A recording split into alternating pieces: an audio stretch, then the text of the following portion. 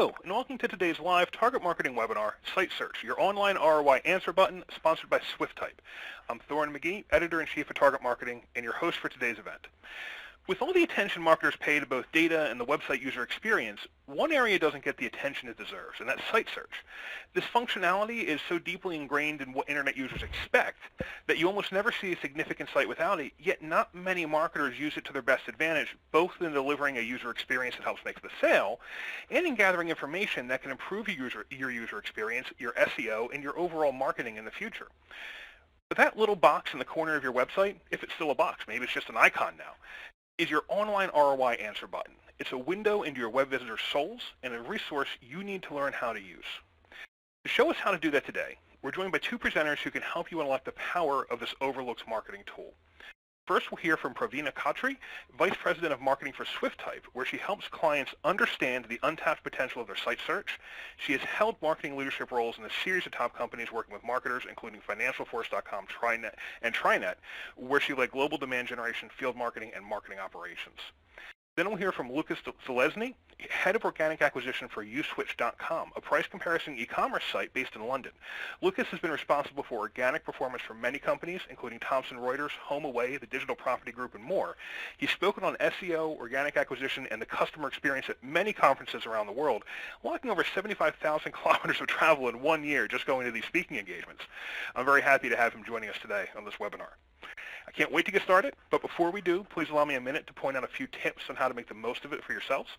First, please note the tips for attendees widget on your console. It's the blue one with the wrench on it. If you missed the tech tips from today's video we played leading into the webinar, you can always click on this widget for more information.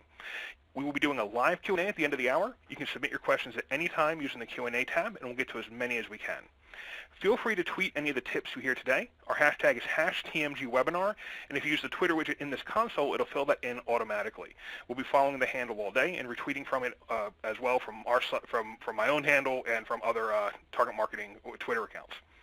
And finally, if you want more content like this, please click on the subscribe button in the console to sign up for a complimentary subscription to Target Marketing. And now, without further delay, Pravina, please go ahead. Great. Thank you so much, Thorin, and thanks everyone for joining us today. I'm just going to dive right in. Today, I'm going to be talking about site search. And, as Thorin mentioned earlier, when we talk about search, a lot of times we confuse it with SEO and what people search for, what search terms they use to actually get to your site. But that search box that sits on your website and searches across the content that actually lives on your site is just as important. And I'm going to talk a little bit about why that is. In fact, a recent stat from Aberdeen, they did a survey across 350 marketers, and they uncovered that 39% of marketers say that promotion and discovery of content is a top challenge for them, which it's pretty sad that as marketers we spend so much time creating content, but if people are having trouble finding that content, it kind of goes to waste. And what I've actually seen at previous companies, and customers also, before they implemented SwiftType, was that their internal employees struggled to find content. So, imagine being in marketing and you're creating content and not even your sales team is able to find it. And so if it's hard enough for internal employees, imagine what that's like for external. So your visitors that are coming to your site and, not having the ability to find what they're looking for. I think that most marketers just don't see this technology as a priority, and I've been in marketing for over 16 years, and I myself didn't put enough emphasis on search until recently, until joining SwiftType, and I truly believe that it's the missing component to a company's website strategy. Especially if you don't have search, and also if you don't have a tool that allows you to customize search results and the relevancy, which I'll talk about soon. We're always so concerned with driving traffic to the site, converting that traffic, testing our forms, adding the right type of content, and we work so hard on making sure that our navigation bar is organized correctly. We're trying to predict what people will want when they get to our site and how they're going to navigate, but what we don't do often is, have that search box. Users are so much more comfortable with search now that they expect it when they get to your website. So why is site search important? We serve billions of monthly queries. And I'm sorry, we're just having an issue here with the slides. There we go. We serve billions of monthly queries, and we have thousands of customers that we do this for. So, we've determined through this data that visitors who perform a search sometime during their visit are 3 times more likely to convert. And the other piece that's important here to note is that when someone's searching on your site, they're sharing intent data with you. You don't have to guess. They're telling you, this is what I'm looking for. And I think that's a very important piece of data for you to capture. And so I'll talk a little bit about analytics as well in my second piece. But why should search be a part of your B2B marketing strategy? So first off, I think that it's important to create a really good visitor experience. I think consumer expectations are changing. And when someone comes to your site, again, they want to find what they're looking for. I also believe that search can support your SEO and content development. It is the most direct path to your content. And then finally, it's sort of that missing piece that I was talking about earlier. You have an opportunity to increase your website conversion rate. You have clear intent from your users, and so if you give them exactly what they're looking for, they're more likely to become a lead for you. Now, for site owners that do have a search box, we do see some challenges there, and I'm going to go through some of these, and you'll probably recognize them yourself as visitors of other sites. One of the top ones is that keyword matching is just poor. If you have a keyword that isn't in the title or the metadata, but it actually is in the content, it may or may not get picked up in the search results. And not everyone's a good speller. People also spell words differently. And so imagine someone typing in customize with a Z versus an S and not seeing the same results. That to me is an incredibly important one. And then autocomplete. We don't really type out entire phrases anymore. We expect a search engine to give us what we're looking for without typing out a sentence. I also think response times can also be painful. So, you definitely don't want a spinning wheel for your visitor. They're just going to get frustrated and they're going to leave. And then often I've seen search results that don't actually match the look and feel of the website. So, people think that they're on a different website. They think they're on Google. They don't realize that it's the actual site, that they've stayed on. And so if you take all of these things and you multiply them by 10, because that's how much worse it is on mobile. You have a smaller screen, a smaller display, a tiny keyboard. You're more likely to misspell. You definitely need autocomplete, at least I do. And so these are just some of the challenges that we see and why it's important to make sure that you've got a good mobile search experience as well. I mentioned earlier that consumer expectations have changed with search. And, I don't know where you go when you're looking for information, but when I'm looking for information, I usually Google it. And even Google has changed over time. So the old Google in 2009, 2010 would just sort of give you a list of results versus the new Google is going to give you the information right within the search results. So you don't actually have to click a link. And I use this timely example here. We're from the Bay Area and we're big fans of our Golden State Warriors, but it's changing so much that all I have to do is type in Warriors and I'm able to see what time the game is, when it is, who they're playing, what the score was, and I didn't have to go to NBA.com or anything like that to find the information. So, users are becoming more and more comfortable with search, and that's because, they're expecting these types of results. And I do believe that B2B websites just haven't caught up yet. And so it's interesting because the users, more comfortable with it, but the marketers and the websites are not. And I also believe that, bad site search, so you definitely don't want your visitors to leave your site, right? Once they go to Google, if you don't have a search box and someone can't find what they're looking for, the first thing they're going to do is go Google it. And at that point, you've completely lost control. I think Also, if you do have a search box, it's not going to replace the navigation completely. I think there has to be a balance. But visitors search for information in different ways. So some are going to use your nav bar, but when they can't find what they're looking for, they're going to go to your search bar. And we actually hear this from clients all the time that, before SwiftType, this example I mentioned earlier, visitors would go to Google to find content that was already on their site. And I think that's a risk, right? As soon as you go to Google and you type in a keyword, you run the risk of that person never coming back to your site, or worse, they're going to go to a competitor's site. As soon as, I'm sure that your competitors are bidding on your keywords, and so they are going to see ads when they're searching on Google, and to me, that's just too big of a risk. So whether you have search functionality and you need to improve it, or you just don't have a search box at all, we put together a list here of some things that you should consider when you're looking at solutions. First off, can a non-technical person use it and implement it? It should be easy for someone to go in and make changes.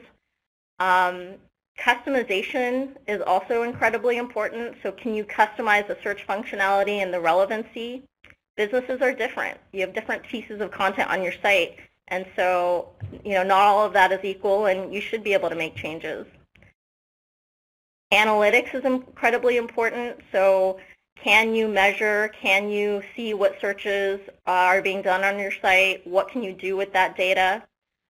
And then finally, real-time updates. So for many businesses, real-time updates are crucial. You don't want to have to wait for Google or another search engine to crawl your site, right? As soon as you make that change, if you have a live event that's coming up, you want to make sure that any of those changes you make are real-time. And so that's an important one for us as well. So later I'm going to come back and I'm going to talk about some of that search data and how you can increase conversions when you start tracking your search results. But for now, I'm going to pass it over to Lucas. Hello, thank you very much, and thank you very much, Torin, for introduction. My name is Lucas. It's a pleasure to be with you guys today, and let me tell you a little about analytics and how I understand the power of site search. So obviously, site search, thank you, Parvina. You explain a lot right now, so I believe our attendees understand better the power of this. But first of all, I just prepared 3 examples, and maybe you be not aware, but if you go to a website like Amazon here and you type any keyword like iPhone or Samsung, then this keyword very often on the big e-commerce shop appear in the URL once you performed search. So on this screen you can see Amazon UK, but obviously majority of attendees is probably from United States, so I was thinking that it would be nice to prepare an example from your market. So I just choose Overstock, which I believe is a very popular e-commerce platform there in US. And again, I just performed a search typing keyword Samsung Galaxy. And when I press enter, the next page contain this keyword in the URL. The third one example is another shop, JCPenney, and I typed MacBook. And when MacBook is typed, this arrow is a bit off. Obviously, it should point from the word MacBook I typed, and you can see up there is a parameter search term equal MacBook. So the parameter can be called search term, the parameter can be called keyword, the parameter can be called whatever. It's sometimes Q very often, and whatever the situation will happen, that's very easy to activate a function which will help you to track internal search keywords. So what people are typing every day there on the website, when they land on your website and when they starting to crawl your website looking for a product. But because we're talking about analytics, obviously it's important to mention a couple of metrics and dimensions. So there is in Google Analytics, after this webinar, you can log in and you can go to site search section, and you will see things like a search term, which is nothing but the keyword that's been typed in the search box of your website. Another thing, it is a search page, so the page where the search been performed. And then another one is the search results page, so the next one, the page with the results. And here in this example, you can see that I created URL, which is example.com/search.php *q equal men's boots. And you can simply see that q equal, that's our internal search parameter. And the last one worth to mention for today is a results page view. So the page view after click on the results page. So this is the third page. So first person is going on the search page, didn't found shoes that he was looking for, entering keyword, is going to the search results page, and then is clicking on some results that the person saw and is landing on the results page view. When we know this, that's a bit of theory. Now, how to install, or maybe that would be better to say how to activate that function in your Google Analytics. So when you're going to Google Analytics and you're going to view settings, there is a very easy part of the settings. So first of all, go after this webinar, if your website is using any form of site search, just go to your Google Analytics, go to your view settings, and then once you will click, you will see something like that. And obviously that's that may look a bit complicated, but it's a question about query parameters. So what will be the query parameter? On one of my slides, it was the Q. On the other slide for, I think, JCPenney, that was search term. It can be keyword. You just need to perform a couple of searches and then figure out what this parameter in the URL is. And it's very often Q equal the keyword you typed, or search term equal the keyword you typed. And once you will figure out what is this parameter, then you just need to enter this, and from that moment, unfortunately Google Search Analytics doesn't work retrospectively, but from that moment the site search is activated. For people who are a bit more familiar with Google Analytics, there is a way kind of to look reversibly. If you haven't had this function activated before, you can go to Google Analytics to the pages section, and then you can try to see all the URLs that contain Q or keyword or search term, and you can see more or less what keywords been typed. But obviously the proper view is once you activate this function. So that is the function that is super useful if you have, especially if you have an e-commerce shop, e-commerce website. So if you activated the site search, and if you have an enhanced e-commerce analytics section activate, you can do a lot, and you can, that is opening another fantastic doors which contain so much useful data. And when we have everything activated, now the question is how we can leverage our strategy, how we can tactically use the data that we gather. So please take a look on this. This is a screen I took from one of the website of my friend.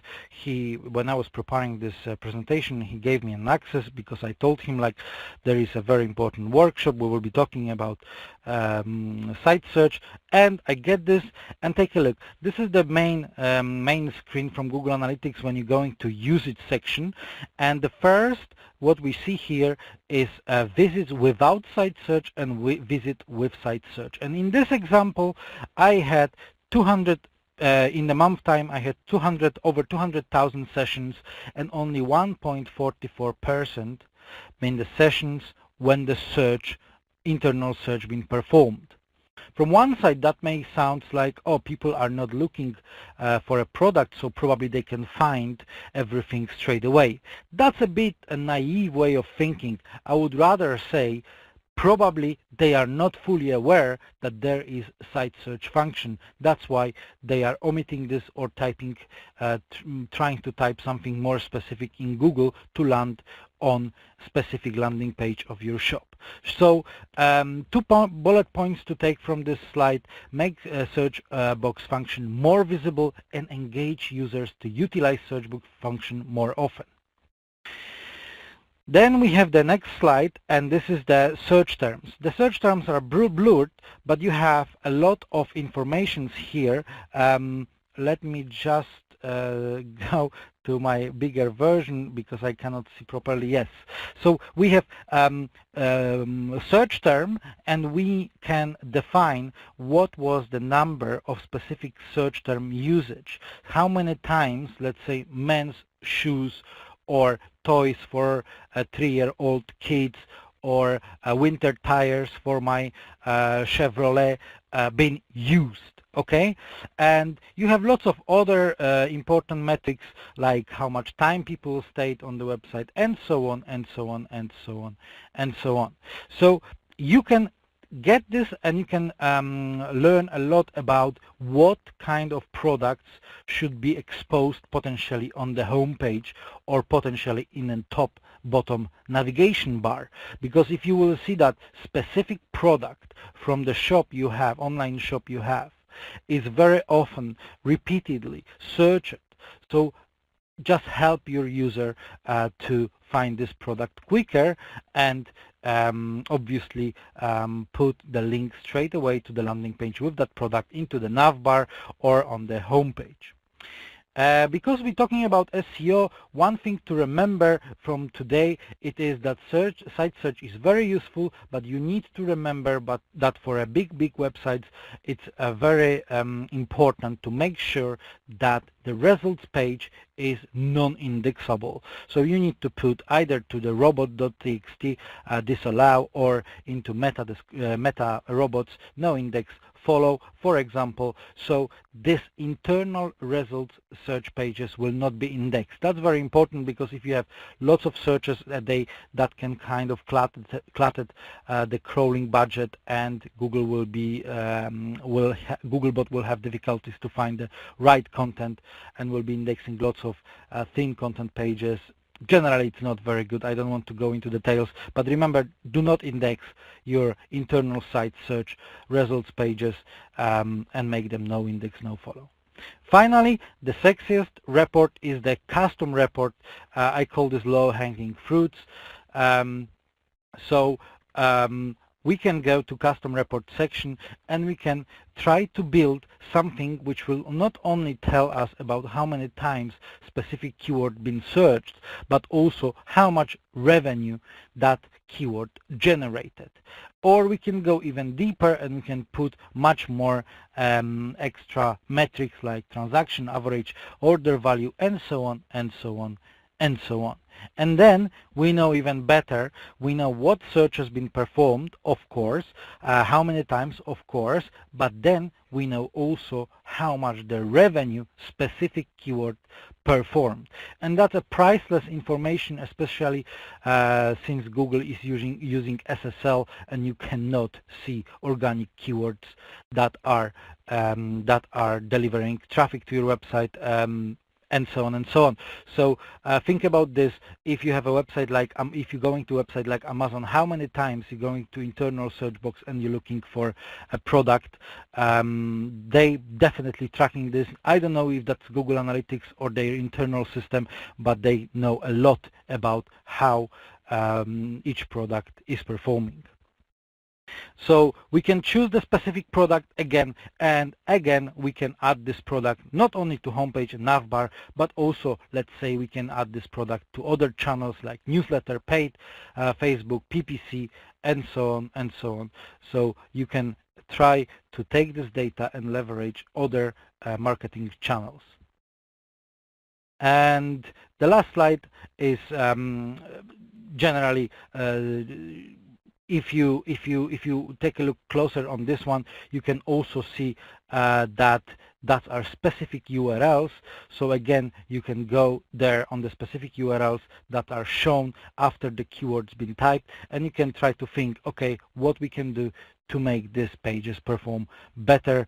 Maybe you need to install some kind of A/B test software, or you can start video recording sessions of the users using Hotjar. Possibilities are endless, but everything is because of the proper data gathering.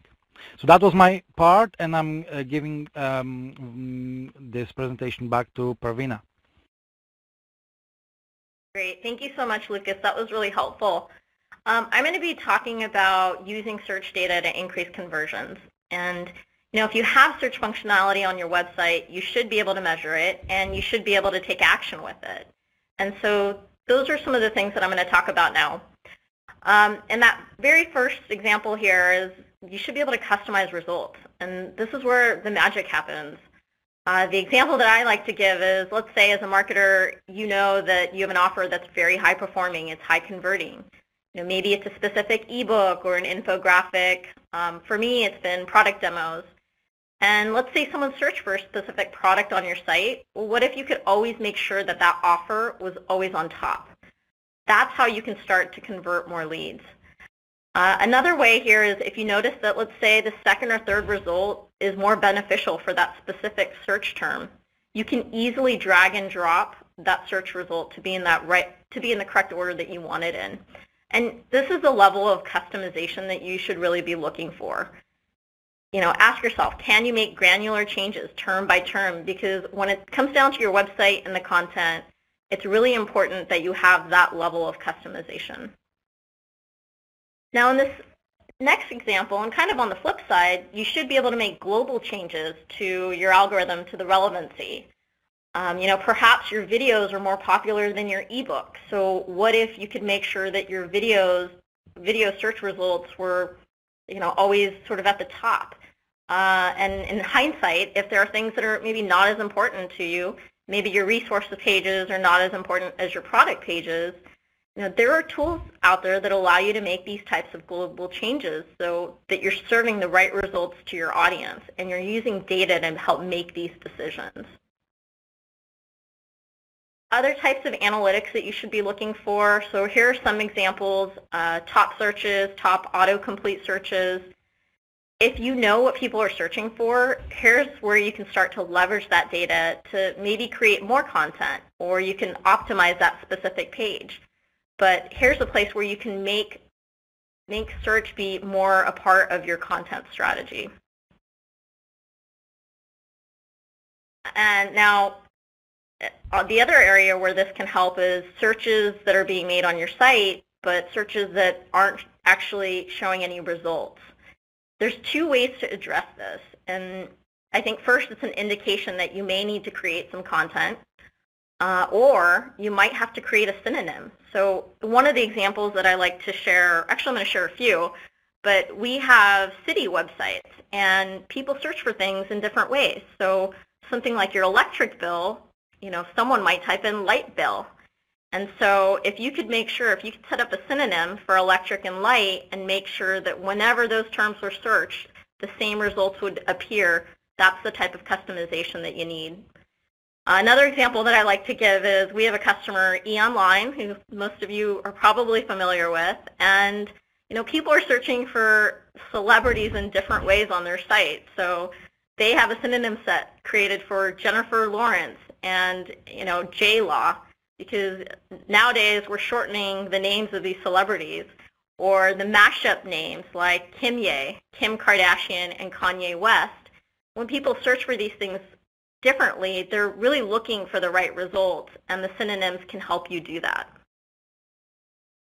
And finally, just to sort of summarize, I've talked a lot about site search and how it's an important part of your lead gen strategy. I think some companies that have had really good success with this, I've listed two of them here. Marketo, top leading marketing automation system. They have a very clean search result experience or search experience. So I really like this example here. on the left, and it's right on the home page. It's, they still have navigation, but people are able to find that search box. And then this one's one of my favorites, the City of Wilson. And they used our search product to actually just better the service that they provide to their citizens. And what they realized was their site was structured departmentally, and then internal employees were struggling to find what they were looking for, but their citizens actually struggled quite a bit more because they couldn't find, very basic things on their site. And the other example that I like to give with the City of Wilson is they use their real-time search metrics to help them through Hurricane Matthew when that came through their city. And they were able to see real-time with what citizens were searching for. They were searching for evacuation centers, road closures, and so they were able to provide that content to their visitors real-time. And that's just a story that I like to share. I think, search has definitely helped them in their community, and we work with all types of companies. I think regardless of if you're e-commerce or if you're a city, B2B marketers need to start caring about search because your visitors are caring about search and they expect it from you. So that is the end of my section. I will say just a quick plug here, visit our website, swifttype.com. We do offer a free trial. So we have a 14-day free trial, and it's really easy to use. And you can start setting up your engines and start crawling your site and seeing how you can, transform search on your website. So thank you so much, and I am going to turn it over back to Lucas. Thank you very much. Thank you very much, Pravina. So I have part 2, a little about content marketing, and I can also see that there was a question, does the site search work if the company is a service, not an e-commerce? I think that will that part will also answer that question. So let me go through the slides. So content marketing and site section, first of all, and this is really not only for e-commerce website, site search is yet another source which will help you to find gaps in existing content. So if you have a website which is not an online shop but serving lots of content, and for example the website where I'm working, USwitch, we have lots of guides for users, and users also using the search box, yes, and they're looking for different topics. We could see potentially which pages, which guides we should improve, or if there is a possibility to create new guides answering additional questions, additional queries that people are asking. And obviously that is also the way to help to find the gaps in your e-commerce stock, because like you probably know, then if there are searches that people perform and they are looking for a product that doesn't exist in the stock, that is a strong signal that probably, obviously, if that is in the range of the product you're normally selling, you should consider to expand your stock by the products that people are searching for but they cannot find them. And the third point I wanted to say, it improves sales of the popular products. Why? Because you can see that product XYZ is searched the most, and you can expose this product on your website. So I have 2 examples right now. The example 1, it is one of my favorite shop online where I'm buying shoes. It's called Arthur King, and Arthur King is relatively small shop which is specialized in this kind of quite unique, not on high street brands like Jeffrey West, one of the popular kind of popular brand in UK, quite special, not a usual shoes. And what they doing, they also have a function which is a site search, and they can track how many times the word Jeffrey West as the brand being used.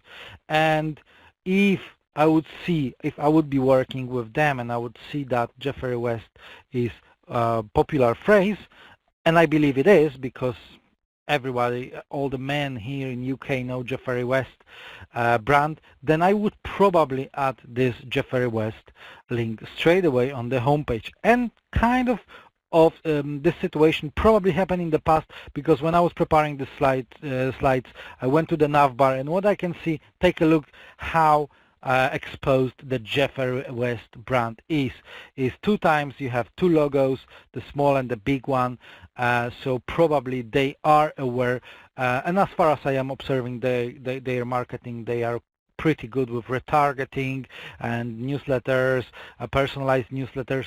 So I believe they, as the shop owners, got the specialists who are aware of the potential usage of site search and the importance of the site search. Example 2, it's a watch shop, online watch shop, a very, very popular, especially in London. It's called a Watch Finder, and they normally selling this high-end luxury watches like Rolex, Patek Philippe, Audemars Piguet, and others, Omega. But I done an example just for this webinar. So there is a brand called Skagen. It's rather mid-level brand, not as high as Rolex.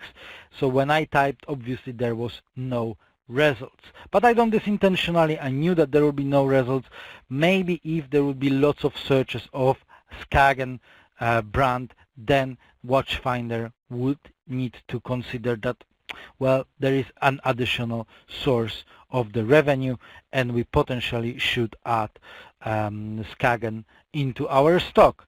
So I put this into bracket theoretically, because obviously Skagen watches doesn't match the level of the stock they normally offering, but it's just an example to yet once again say how powerful and a bit underrated still site search function and site search tracking can be.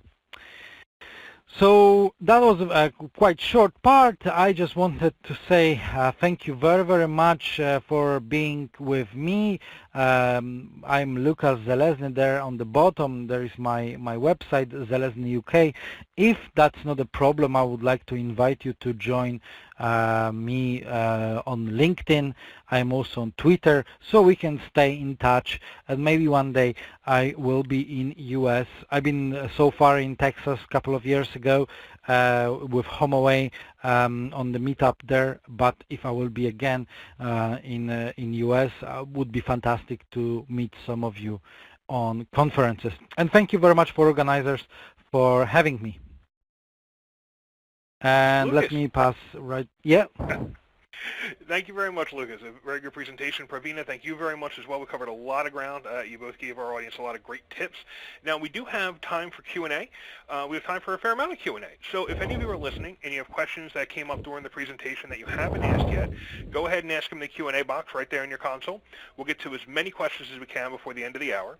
And the one I want to start off with, now, Lucas, you had mentioned in your presentation that you can see results in your site search data that show you maybe not enough people are seeing it. Maybe it's too buried. And I was wondering, based on that kind of thing, are there best practices for where you should put the site search and how you can emphasize it enough so that people are using it enough? I think you both probably have insight on that, but Lucas, why don't we start with you? Thank you very much for this question. Well, if you open like Amazon, it's preferably in the top right corner, and most of the shop is following this top right corner. However, there are some websites which are highly run, I would say, run on site search, and that can be actually a website like Uniplaces, so rooms for students around the world, or booking.com, and so on and so on. That type of websites very often, all the booking website, all the cheap flights website, that type of websites preferably are using site search as the main part in the middle of the website. Of the front page you have a very big box, something similar to Google. Obviously, when you're typing in Google, Google is switching this to the corner, but when you open in Google, you see pretty much nothing except a big search box. And this pattern is followed by websites like Booking.com or HomeAway or, for example, Uniplaces, and these websites which are highly driven by site search. For e-commerce, again, right top corner would be the best choice because lots of people used to go up there to the corner and perform search. Yeah, that's a great point, though, too, that, you can even think about it, top right corner is kind of traditional, but you can think of it, as some sites do, as their main interface. Pravina, do you have anything to add to that? I would actually agree with all of Lucas's points. I think it just depends on the type of business or company that you are. I also think that it's worth a test. See how many search queries that you get over a 30-day period, and if you make it a little bit bigger, do you get more, or people relying on it more? So, it's something that you can test. And yeah, I would agree with that. And it ties into the first point you had made in your presentation, was that if someone uses your site search, they're, I believe, if I remember correctly, 3 times more likely to go on to make a conversion, right? So it's something you'd like to encourage them to do, I would think. Absolutely. Yeah, absolutely. Again, it's that intent data. You don't have to guess what they're looking for. They're actually telling you. Yeah. So now the other thing I wanted to touch on, we talked about how your analytics for this can be run through Google Analytics. I know many marketers use Google Analytics as their main website analytics tool, and it's free. It's great. Doesn't Google Analytics provide site search, or is that not the case anymore? So I can start with that one. So Google does provide search. They had actually 2 products. They had Google Site Search, but they just recently announced that they are sunsetting that product. And what they're encouraging companies to do is to use their Google Custom Search product. And it is a free product, but it requires you to put ads on your site. And, I think that's it'll distort your visitor's experience. And if your competitors are bidding on your keywords, it's very possible that a competitor ad will show up on your website.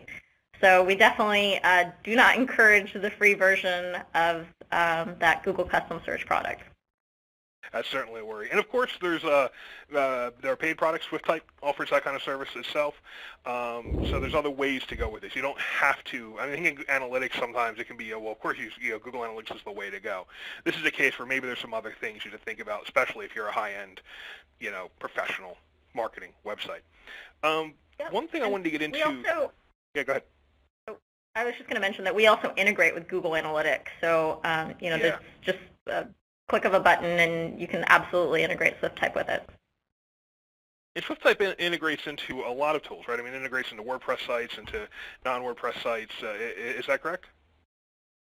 Yeah, we have a plugin for WordPress, along with some other tools that you might be using as well. It's definitely great to know, especially since the free option is having more of a downside to it. I wanted to talk a little more, and Lucas, you did cover this a bit in your presentation, but I wanted to come back to it. This idea that site search, oftentimes site search is something you think of for a commodity type of website. As you talked about, the websites that use it as their main interface are commoditizing things. So people come in, they go find what they want, they get the lowest price, and they pay for it. On a services type of site, though, it seems like your strategy has to be different. I mean, especially if you're offering professional services or some kind of consulting, or really anything that is more of a expertise, there's not a product someone's going to come in and type into your site search. I'd imagine there's other concepts. Does that affect what you want to make sure you have on your website? I mean, is that something you should be considering when you put together your content strategy for the site? Absolutely. Actually, if that will be not bad, I just wanted to jump into a question from Patricia, and then I would answer your question if that's all right, because she specifically asked me about the indexing issue. Would it be all right if we would first answer, because I don't want to keep Patricia waiting, and then I will skip to the question. So the question was like, can you explain with what Lucas mean by not indexing and using robots element? And I think this is a very, very good question. So answering Patricia's question, I just wanted to say one thing. If you have a website which is relatively big and the search is popular, used very often, and so on and so on, then what may happen it is that this internal results page will start be indexing. We need to remember that internal results page are very useful for users who perform search, but maybe not that useful in most cases if they will start be indexed and so on and so on in Google Index, because that will start, you may end up in the situation that your website have 1,000 URLs of content, valuable content, and 50,000 or 100,000 of internal search pages that people before performed. There is a specific number of examples when you can index internal search results pages when internal search works more like a filter. So if you have a website when you're typing apartment to hire in London and you're typing flat to hire in London, or you typing condo to hire in London, and you always will be redirected to the London page, the same URL over and over with the same stock, in that case you don't need to worry. But this is not what we today talking about. We're talking about typical dynamic site search with a parameter and with the keyword. So if you will start indexing this results pages, and Google somewhere on the webinar with John Miller, I believe he was saying about this, that's are automatically generated pages with relatively thin content, and they shouldn't be indexed because overall they won't increase that much traffic. Now answering your question about the content, so yeah, I am referring to e-commerce mostly because it's very measurable, and I love data. It's like my fuel. But I mentioned the word gap, and it's a very important word for myself. I'm very often performing gap analysis. So me versus competitor. What are the external keyword that people are typing in Google? I'm using Searchmetrics. I'm using SEMrush, which probably is popular in US. I'm using Systrix to measure what keywords I am not ranking on, and what keywords my competitor is ranking, and then I can say like, okay, that's our topics we should also cover. And site search can work the same way, that there are some keywords that doesn't return results, that doesn't generate traffic, so probably we should create content that will cover these keywords. So essentially, and that's a great point. So think about covering the search terms, the search terms that get entered into your site search in a similar way as you would do your keyword analysis in SEO. If you're seeing things that you don't have strong content around, from both angles, from SEO and from site search, you want to create some content that people are going to find when they come looking for that, because that's what your customer wants, and that's what you want to make sure you're providing somewhere so they can find you or find what they want on your site. That's correct. Yeah, you couldn't be more right. It's a great thing to keep in mind, and I think marketers very commonly are thinking of that for SEO. I don't know how many of them are running that analysis for site search, and clearly, as we're seeing here today, if someone's searching for something on your site and they're not finding it, well, if you know from what Pravina was saying, that they're 3 times more likely to buy it, you need to make sure they get something that'll potentially cause a conversion there. So I wanted to get into a little bit more into conversions, specifically for conversion tracking. And Pravina, we'll start with you on this one. How do you track actual conversions from site search? Sure. So we just have a snippet of code that you can put sort of on like the thank you page or the confirmation page, and that'll track the conversions, and you can see what search terms are leading to those types of conversions. And we have, let's see, so companies will use it in different ways, right? We have St. Mary's University, and they're able to track how many alumni donations they're getting from people typing into their search box and what queries they're typing in before they make that donation. And then we have publishers who are tracking, things like a webinar registration or new subscriptions and that type of thing. And I think similar for marketers, if you have a lead form and you install this code on that thank you page, you can track how many leads you're getting from search. Does that help? Yeah, I think it certainly does. It's a matter of, you got to make sure you connect those dots. So I would think it's again, it's in some ways similar to SEO, but you want to make sure you've got those same tools in place for both types of search, right? Absolutely. And so, fantastic, Lucas. Do you have anything to add to that? No, I agree. So one of the questions we just got in the back office from one of our listeners is about the messiness sometimes you find in your site search term results. And you used to get this too when you used to get from Google the terms that found you. Google doesn't report that anymore, of course, which is one of the advantages of site search. You can see it. But oftentimes the search terms themselves can get messy. Do you have a way to simplify that? And I know, Lucas, you were looking at this question a second ago. Do you have a way to simplify that to be able to crunch that, those potentially messy search terms and get the data you need in a form you can use it? Okay, so I just started to answering this typing. I don't know if that's visible. It's not for the So anything you're typing, I'm sorry for the listeners. We don't usually get into this, but the chat function Lucas was just typing in. But no, Lucas, that's not visible to the audience. So please go ahead and just let them know what you were going to say. Okay, doke. So no problem. So first of all, if you are in analytics, make sure that you are using relatively large time interval. Don't go with 1 day, maybe don't go with 3 days, go with 30 days, go with a quarter. Depends on your traffic. There is no right or wrong answer. If you have tremendous number of visits, if this is like 100,000 visits a day, probably 1 day will give you lots of data. But I understand that most of us is operating on maybe lower scale.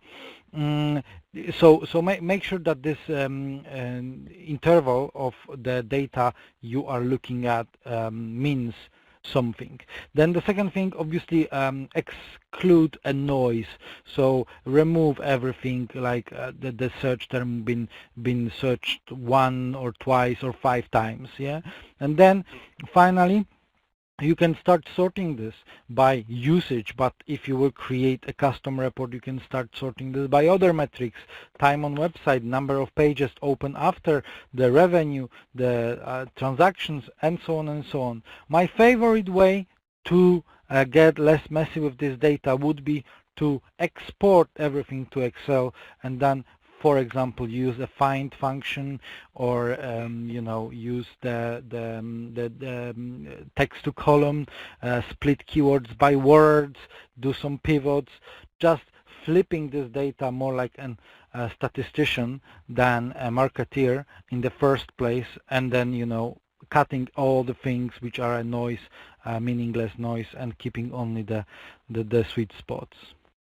Okay, and then Pravina, is there anything that you'd add to that, or perhaps any way that that SwiftType makes it easier?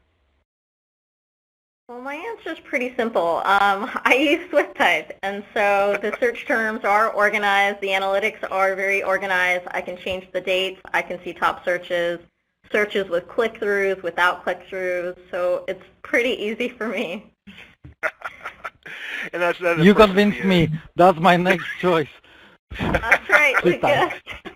And of course, that's the sort of thing you want to think about when you're choosing whatever tool you might want to use for this. Whether it's if you want to dump it into Excel and do the manual work, or you want to get something, or you want to get a vendor's tool that automates and simplifies that for you. It's the sort of thing that you definitely want to keep in mind. So we have time for one more question, and I just want to. I think we've kind of dealt with this a little bit, but I want to talk specifically about it. So one of our listeners is asking about should you be doing synonym research around your site search keywords and implementing and kind of incorporating that in your strategy in any way. Now, we talked about how you want to look at your site search at what's being searched for and build content around that, but do you take that further out? Do you do synonyms? Do you do some speculative content to see if that gets found in some way? Now, Lucas, maybe you should start with that one. Okay, so I will try to be really simple right now.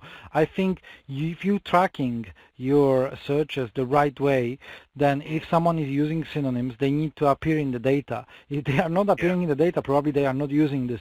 So going into the thesaurus and trying to do extra job to find some synonyms that nobody is using, I think it would be pointless. Rather, I would observe the data and then take some logic outtakes and and take them and implement when these synonyms already appear in the list of data with the keywords that people are using in the internal search. Okay. And Courtney, anything to add to that? I'm sorry, Pravina, so sorry. that's okay. I would just look at the searches that are not producing any results. So obviously people are looking for something, and maybe they're typing in an abbreviation of your product, so something like CRM. They're typing that in, and you need to create a synonym set for it because they're not getting any results. So yeah, I would look at searches with no results. All right, and it really kind of it seems like it's fairly simple, and from the question to answer the question, you don't necessarily need to do the extra work of building out the synonyms because you have the data of what people are actually looking for. So you don't want to go down kind of a false path here and kind of load up on a bunch of extra stuff. You have the data when you're really collecting your site search information, and you're able to see specifically what they're looking for and be able to focus on those things. All right, and that is all the time we have today for questions. On behalf of Target Marketing, our speakers Pravina and Lucas, and our sponsor SwiftType, thank you all for attending today's event. Be sure to check out our webinar page to get information on all of our archived and upcoming webinars. Also, please take just a minute to fill out the brief feedback survey that will appear on your screen next. Your feedback will influence the webinars we bring you in the future. Thank you all for attending, and have a great day.